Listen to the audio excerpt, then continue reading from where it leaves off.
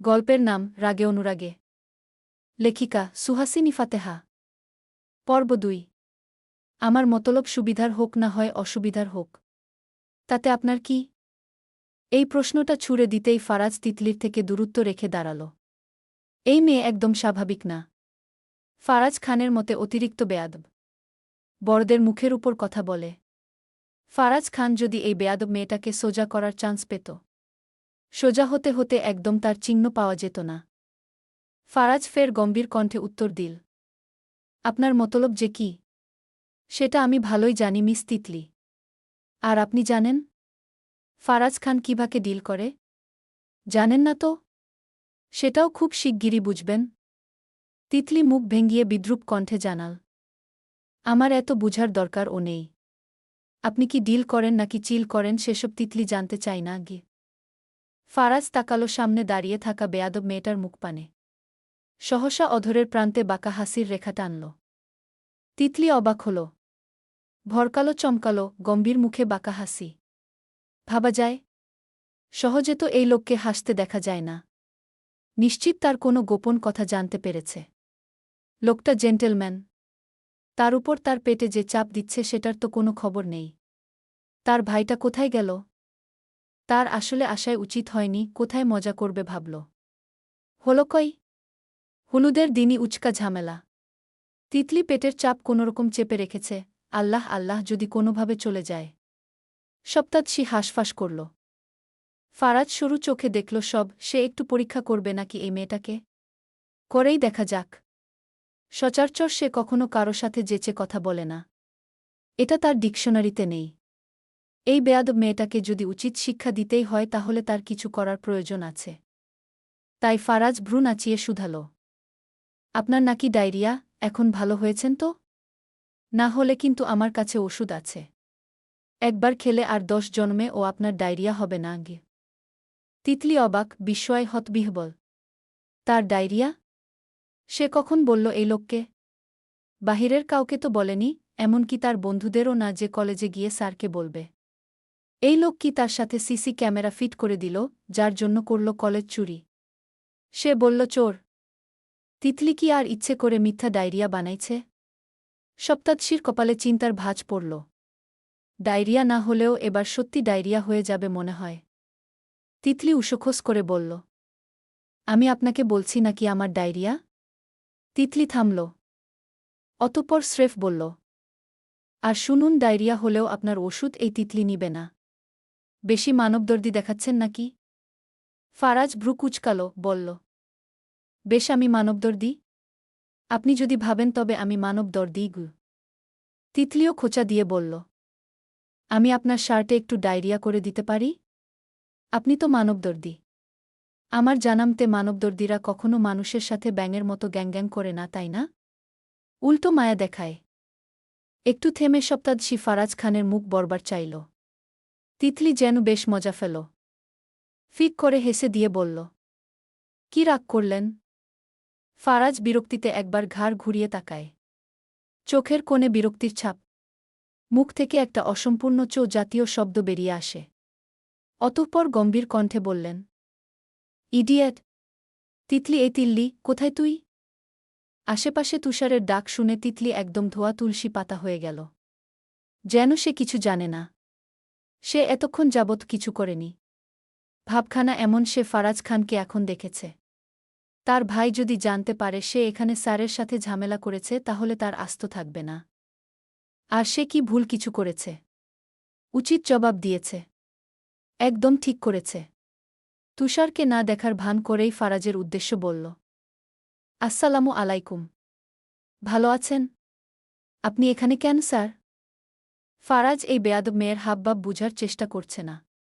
মন চাচ্ছে একদম থাপড়ে সব দাঁত ফেলে দিতে। ফারাজ তিতলির কথা উপেক্ষা করেই তিতলির সামনে দিয়ে চলে যাবে এমন সময় তিতলি ডাকল, কোথায় যাচ্ছেন স্যার? ফারাজ যেতে যেতে চিবিয়ে চিবিয়ে জানাল, জাহান্নামে। যেভাবে স্টুডেন্টদের ধমক দেন, নিশ্চিত আপনার জায়গা জাহান্নামেই হবে। তিতলি মুখ বেঞ্চি কাটল। ততক্ষণে তুষার সেখানে উপস্থিত। ও এসেই তিতলিকে এক ধমক দিল, এই তোকে কখন থেকে খুঁজছি ফাজিল মেয়ে। ছাদ থেকে নামলি কেন? তোকে আমি নিষেধ করিনি? সপ্তাদশীর মুখটা নিমিষেই ভয়ে পরিণত হল। বারবারই ভাইকে ভয় পায়। সে তো ভাইকেই খুঁজছিল। তিতলি জানাল, আমি কি ইচ্ছে করে নেমেছি? আমি তোমাকে খুঁজতে এসেছি ভাইয়া। আমি বাড়ি যাব। হঠাৎ এখন বাড়ি যাবি কেন? আসার সময় তো বাদরের মতো লাফিয়ে চলে এসেছিস। আমার 2 নাম্বার ধরেছে ভাইয়া। প্লিজ বাড়ি চলো। আমি এখানে আর থাকব না। এই কথা তুই রুমানা আন্টিকে বলতে পারিসনি। আমি কিভাবে বলবো? আন্টি কত মানুষের সাথে বসে কাজ করছেন। তুষার চুপ হল। অতঃপর বলল, আয়। কোথায়? তোর না 2 নাম্বার ধরেছে? হুম। তুষার তিতলিকে নিয়ে বাড়ির ভেতরে চলে গেল। ড্রয়িং রুমের সব বয়স্ক মহিলারা আছেন। কেউ কেউ এদিক থেকে ওদিক ছুটছেন। বিয়ের বাড়ির কাজ কি আর কম থাকে? কত কাজ করতে করতে ফজরের আয়ানও দিয়ে দেয়। তাও শেষ হয় না। তুষার অয়নের মা রুমানা বেগমকে ডাকলেন। আন্টি আর্জেন্ট একটু এদিকে আসেন। রুমানা বেগম তুষারকে খুব স্নেহ করেন। তিনি কাজ রেখে এগিয়ে এলেন। বললেন, কিরে তুষার, কিছু লাগবে? পরপর তিতলির দিকে তাকালেন ভদ্রমহিলা। মুখে হাসি ফুটিয়ে বললেন, তিতলি এদিকে আসো। কাজের কারণে তোমাকে তো একটু দেখলাম ও না। কিছু খাবে? না না আন্টি, আমি কিছু খাব না, বলে তিতলি ভাইয়ের দিকে তাকালো। তুষার বুঝে আস্তে করে বলল, আসলে আন্টি তিতলি ভাতরুমে যাবে। ওকে একটু। রুমানা বেগম তুষারের কথা শেষ হওয়ার আগেই বললেন, পাগলি মেয়ে, এটা আমাকে এসে বলতে পারতে। আপনি কাজ করছিলেন তাই ডাকিনি আন্টি। তখন সেখানে ফারাজ খান ও এলো। বাহিরে তিনি বেশ গরম উপভোগ করছেন তাই একটু এসির নিচে এসে বসেছেন। ফারাজ দেখল বেয়াদব মেয়েটা তার চাচির সাথে যাচ্ছে। ফারাজ ফের মোবাইলের স্ক্রিনে মনোযোগ দিলেন। তুষার এসে ফারাজ খানের পাশে বসল। ভদ্রভাবে বলল, কি খবর ভাই? ফারাজ তাকালেন তুষারের দিকে। গম্ভীর কণ্ঠে বললেন, এই তো আলহামদুলিল্লাহ ভালো। তুমি কেমন আছো? বয়সে তুষার ফারাজের 2-3 বছরের ছোট হবে। ফারাজ নিজের বয়সের ছোট ছেলেদের তুমি বলেই সম্বোধন করে।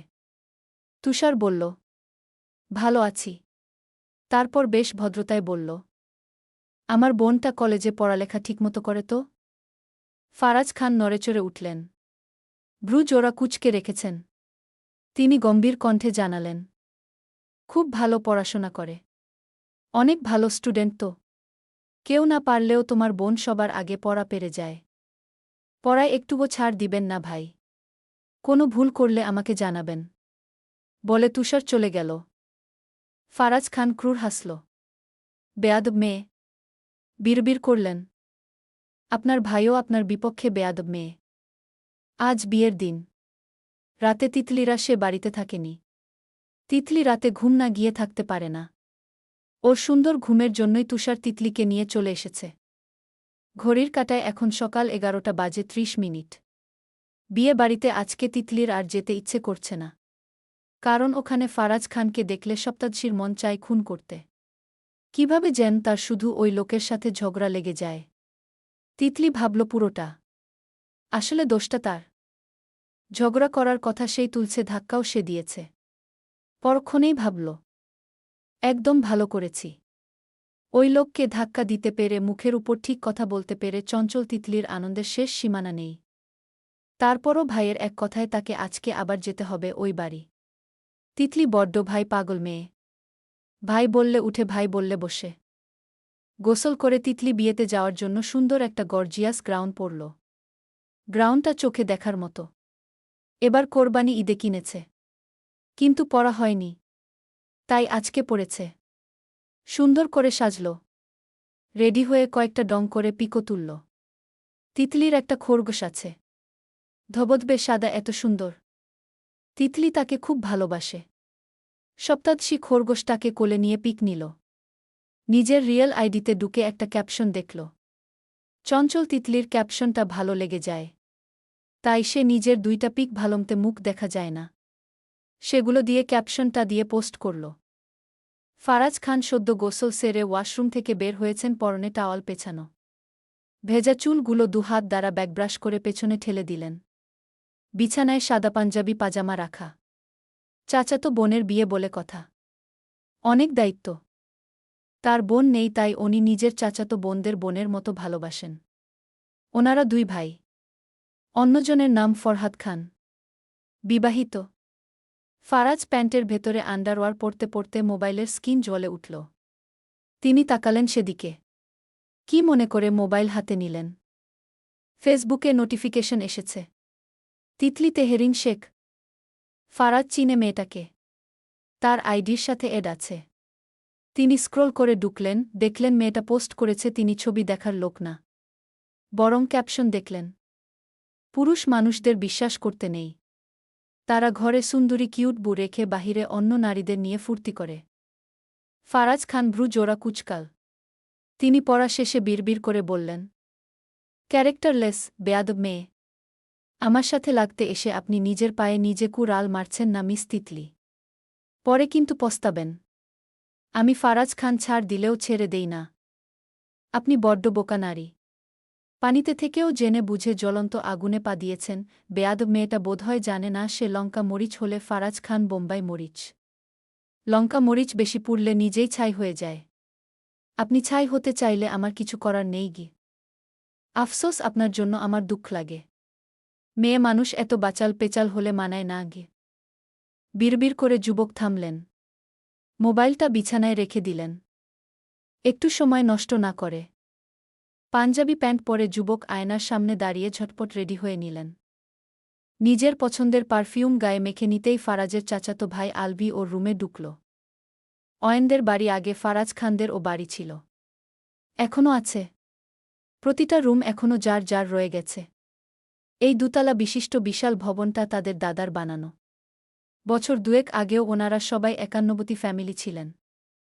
ফারাজ খানের বাবা আফজাল খান আলাদা বাড়ি করেছেন। এখন সেখানে থাকেন। কিন্তু চাচাতো বোনের বিয়ের উদ্দেশ্য পুরো পরিবার আবার এক হয়েছেন। আলভি ও সাদা পাঞ্জাবি পাজামা পরেছে। এক কথায় বাড়ির সব পুরুষ আজকে সাদা পাঞ্জাবি পাজামা পরবে। ফারাজ হাতে ঘড়ি লাগাতে লাগাতে গম্ভীর কণ্ঠে বলল, তুই এখানে কেন? আমি এখন বের হতাম গু। ফারাজের কথার বিশেষ একটা পাত্তা দিল না আলভি। বরং ঠাট্টার সুরেই বলল, কি ব্রো, বয়স তো কম হল না। বিয়েশাদি করবি কবে? নাকি বুইরা হইয়া সারগিরি করেই মরবি?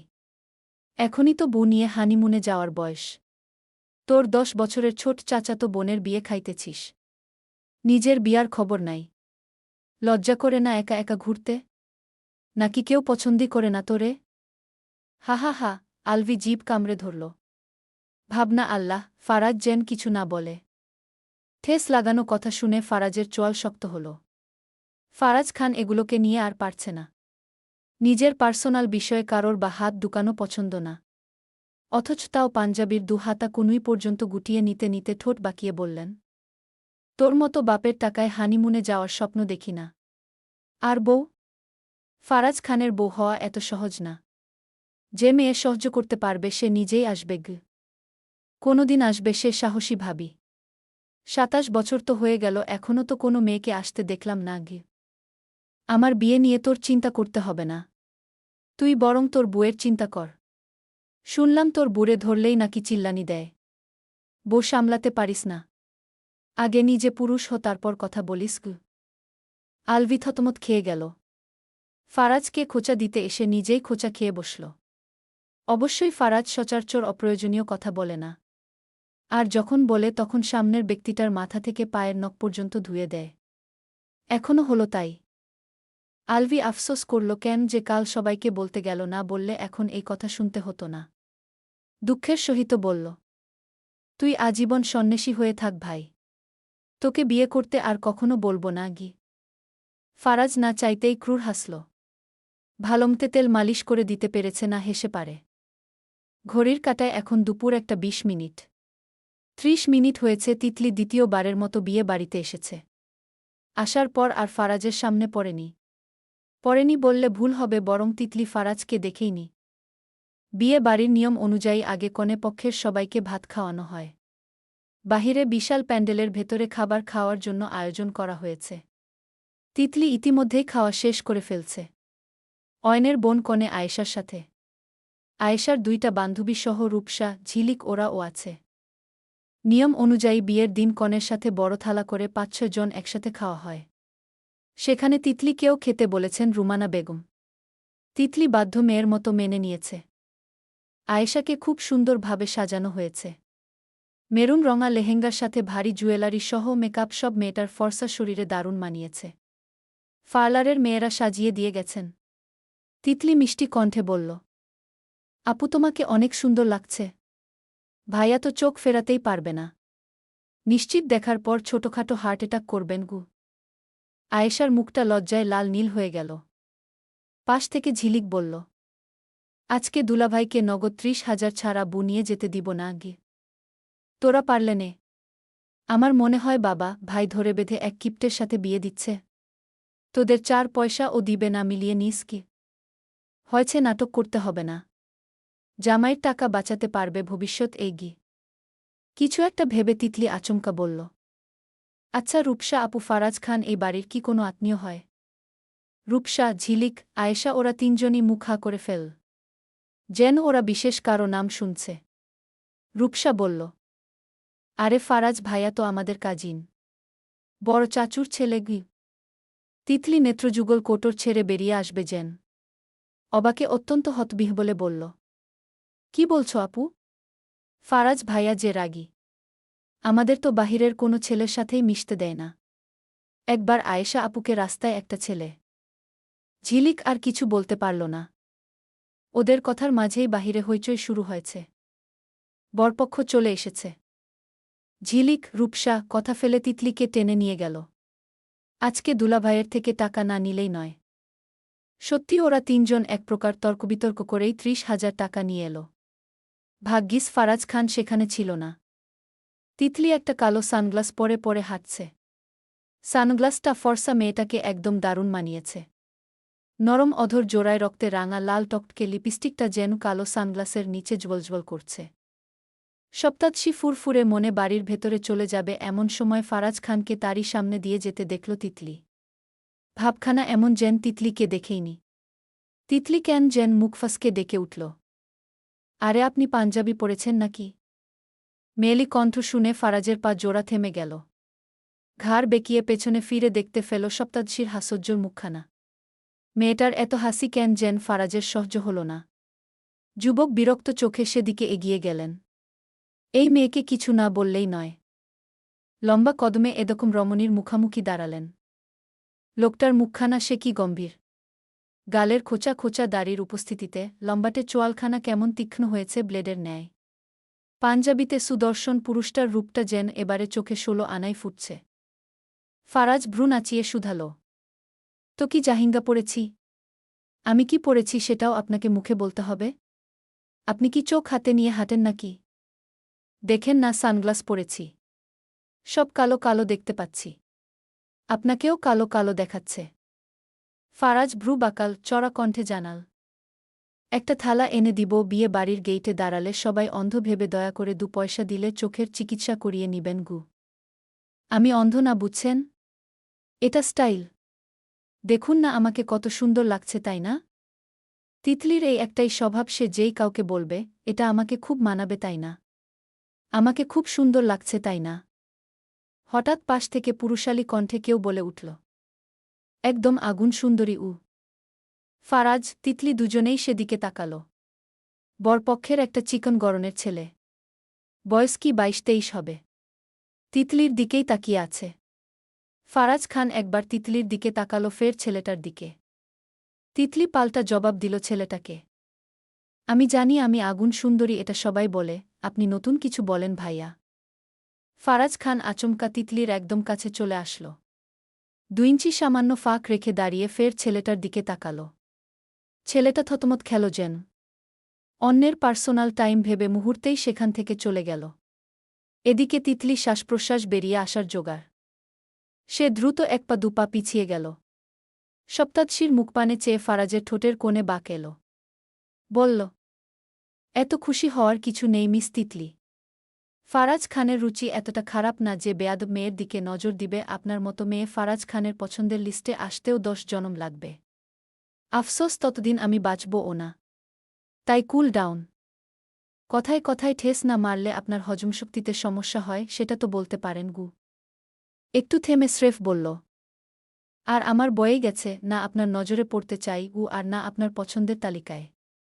ঘাড়তার আমি বসত কথাটা বলে তিতলি মুখ ভেঙচি কাটল উ। ফারাজ মেয়েটার তেরা কথা উপেক্ষা করল। বেয়াদব মেয়েটাকে হুকুম ছেড়ে থাম। আপনার বেয়াদবি সহ্য করার ধৈর্য আমার নেই মিস তিতলি।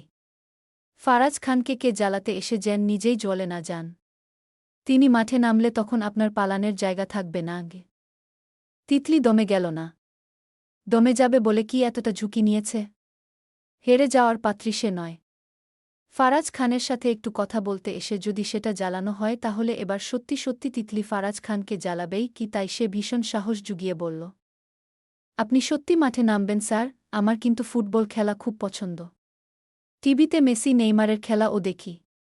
কলেজে সুন্দর সুন্দর সিনিয়র ভাইয়ারা যখন খেলে আমার যে কি ভালো লাগে বু। এই মেয়ে একদম চুপ। এক থাপ্পড় দিলে তো সোজা পাশের তাল গাছের উপর পড়বেন। এসব আজগুবি কথা আপনার মাথায় কই থেকে আসে? হ্যাঁ, বেয়াদব মেয়ে। মনের ভেতর থেকে আসে স্যার। আউট। ফারাজ খানের সাথে ঝগড়ায় জিততে না পেরে চঞ্চল তিতলির মাথা কাজ করছে না। তাতে কি? সময় তার ও আসবে, তখন এই লোককে ছাড়বে না, একদম ছাড়বে না। সপ্তাৎসী উদাস মনে বাড়ির ভেতরে চলে গেল। রুন্ধ মস্তিষ্কে বিড়বিড় করে বলল, কি খারাপ লোক তিতলিকে বলে থাপ্পড় দিলে নাকি তাল গাছের উপর পড়বে? তো বলি কি সাহস থাকলে থাপ্পড় মেরে দেখাতি। আমি উপরে বসে বসে তোর মাথায় তাল ফেলতাম। তখন বুঝতি কত ধানে কত চাল উ। কি বিড়বিড় করছ তিতলি? পাশ থেকে পুরুষালী কণ্ঠ শুনে পাশে ফিরল তিতলি। অয়নকে দেখে বিনা দ্বিধায় জিভ ফসকে বলল, আপনার কাজিন ফারাজ খান আছে না, ওই লোকটা একদম সুবিধার না ভাইয়া। কলেজে ও শুধু স্টুডেন্টদের ধমকের উপর রাখে। সবাই তো আড়ালে ভাল্লুক ফারাজ স্যার বলে ডাকে গু। কি বলছো তুমি তিতলি? ভাইয়া শুনতে ফেলে কি হবে তুমি জানো? শুনলে শুনোক, আমার কি। ওনাকে আমি ভয় পাই না আগে। অয়ন অসহায় চোখে তাকালো মেয়েটার মুখপানে। ছোট থেকে তুষারের সাথে বন্ধুত্ব হওয়ার ভালোই মেয়েটার স্বভাবের সাথে পরিচিত। মুখে যা আসে তাই বলে। তবে এটা অয়নের ভালোই লাগে। এমন চঞ্চল প্রকৃতির মেয়ে সে খুব পছন্দ করে। আর সে যদি হয় তিতলি তাহলে আর কি? কেন যেন ভয় হয় তিতলির দিকে অন্য নজরে তাকাতে। যদি তুষার তার সাথে বন্ধুত্ব চিহ্ন করে দেয়। ভাবনা বাদ দিয়ে আশপাশে তাকিয়ে দেখল কোথাও ফারাজ খান নেই। তাই সব স্থির নিঃশ্বাস ফেল। তিতলির দিকে চেয়ে স্নিগ্ধ কণ্ঠ বলল, সানগ্লাসটা তোমাকে অনেক মানিয়েছে তিতলি। আমি জানি ভাইয়া। আসার পথেও একজন বলেছে আমাকে মানিয়েছে। অয়ন শক্ত কণ্ঠে বলল, কে বলেছে? তিতলির কি হলো কে জানে। সে ওই ছেলেটার কথা বলল না, বরং বলল, আপনার ফারাজ ভাইয়া বলেছে আমাকে নাকি আগুন সুন্দরী লাগছে গি। বলে চঞ্চল তিতলি হাসতে হাসতে সেখান থেকে চলে এল। পেছনে রেখে গেল অবাক হতবিহ্বল চোখে চেয়ে থাকা অয়নকে। সে যেন এখনও বুঝতে পারছে না মেয়েটার বলা কথাটা। ফারাজ ভাই। ফারাজ ভাই এই কথা বলবে? অয়নের জানামতে সে তো কোনো মেয়ের দিকে ও তাকায় না। আর সেখানে ফারাজ ভাইয়ের সাথে কোনো ঝামেলা করল না তো তিতলি? ভাই যদি রেগে যায়। আর ভাবতে পারছে না অয়ন। ত্রস্ত পায়ে বাড়ির বাহিরে চলে গেল। ঘড়ির কাঁটায় সন্ধ্যা 6টা। ইতিমধ্যেই বরপক্ষ চলে যাওয়ার জন্য তাড়া করছেন। আয়েশার কান্না যেন থামছে না। বাবা মা ভাই সবাইকে ছেড়ে শ্বশুর বাড়িতে চলে যাবে। এটা যেন মেয়েটার মন মানছে না। ও কাঁদতে কাঁদতে বাবাকে জড়িয়ে ধরল। হেঁচকি উঠে গেছে মেয়েটার। আমরুল খান নিজের মেয়েকে বুকে জড়িয়ে নিলেন। ভদ্রলোকের চোখেও পানি। একমাত্র আদরের মেয়েকে আগের মতো প্রতিদিন চোখের সামনে দেখবেন না। ভাবতেই ওনার কলিজা ফেটে যাচ্ছে।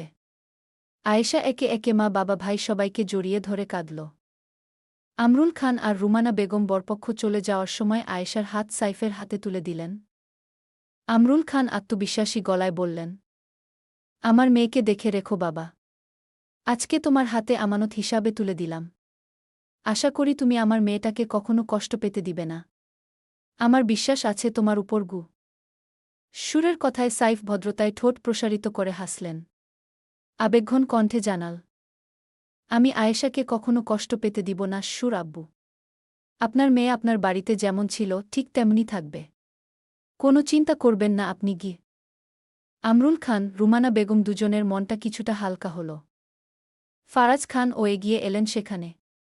স্নেহে আয়েশার মাথায় হাত বুলিয়ে দিয়ে শাসনের সুরে বললেন, ওখানে কখনো কোনো সমস্যা হলে সোজা আমাকে ফোন করে জানাবি। সবার সাথে হাসি খুশি থাকবি। এখন কাঁদিস না গি।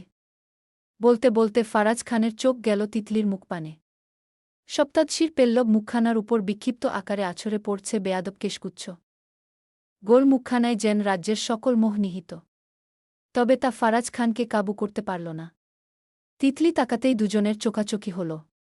তাতলি মুখ ভেঙচি কাটল। ঠোঁট বেকালো, মুখ বেকালো। ফারাজ খান চোয়াল শক্ত করে আওড়াল। সিংহ জেগে উঠলে যেমন হিংস্র হয়ে যায়, ফারাজ খান জেগে উঠলে হিংস্র হতে সময় লাগবে না মিস তিতলি। সাবধান করেছি, শুনলেন না তো? এবার আমার হাত থেকে নিজেকে বাঁচিয়ে দেখান। আপনার পায়ের শিকল টানব আমি। দেখি আপনি আর কতটা দৌড়াতে পারেন গু। আয়েশার কান্না দেখে তিতলির ও কেন যেন খুব কান্না ফেল। সপ্তাদশী নিজের দিকটা উপলব্ধি করছিল। কিন্তু চঞ্চল তিতলি অন্যভাবে ভাবছিল যে একদিন তাকেও তার সুন্দর নরম বিছানা ছেড়ে, বাবা মা ভাই সবাইকে ছেড়ে একজন পুরুষ মানুষের গায়ের ঘামের গন্ধের মাঝখানে শুয়ে থাকতে হবে। এটা নিয়ে সপ্তাদশীর মনে দুঃখে রীতিমত দুঃখবোধের শেষ নেই। সবার থেকে বিদায় নিয়ে বরপক্ষরা চলে গেল সে সময়। সাথে সাথে বিয়ে বাড়ির মানুষজনও কমে গেল। কেউ কেউ চলে গেছে, আবার কেউ কেউ থেকে গেছেন। অয়েনদের একেবারে নিকটাত্মীয়রা একেবারে বৌভাত শেষ করে তারপর যাবেন। তিতলি আসার সময় একটা ধূসর রঙা টপস জামা এনেছিল। সফেদ রঙা গ্রাউন্ডটা চেঞ্জ করে সেটা পরে নিয়েছে। কি যে গরম বলার বাহিরে। তিতলি বেশ ঘামছে। আবার কারেন্টও নেই। বিয়ে বাড়ির জেনারেটরের লাইট জ্বলছে।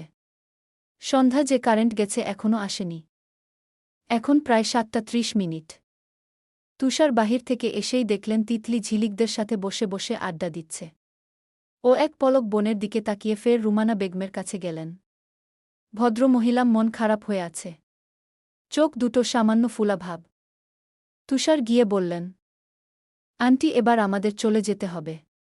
আপনাকে বলতে এসেছি। তৎক্ষণাৎ টি শার্ট পরতে পরতে সেখানে অয়নও আসল, এক কথায় বলল, আজকে তুদের যেতে দিব না গি। রুমানা বেগমও বললেন, আজকে থেকে যাও তুষার।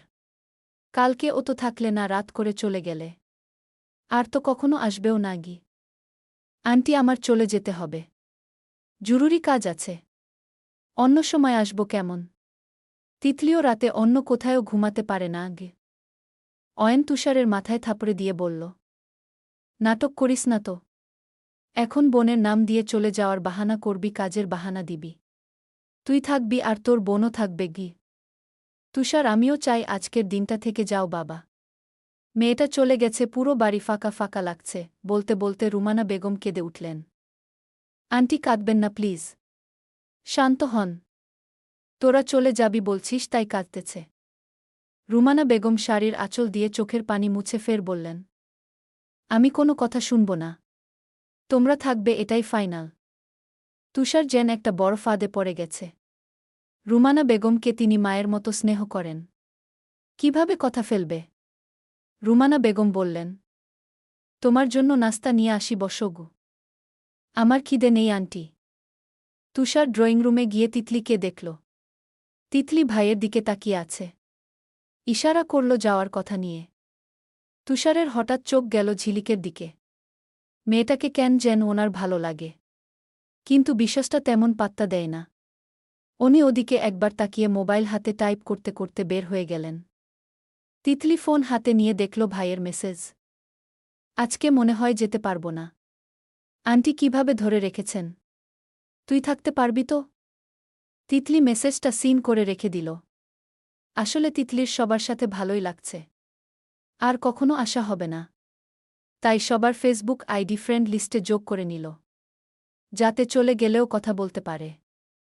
রাত 9টার দিকে ওরা সবাই ছাদে গোল করে বসেছে। সবার ভাবনা একটাই, কানামাছি খেলবে। বছর 4 আগেও সপ্তাদশী তিতলি স্কুলে কানামাছি খেলত। এখন আবার সে খেলা খেলতে পারবে বলে সপ্তাদশীর আনন্দে তর সইছে না। ওরা 6 জন আছে খেলার জন্য।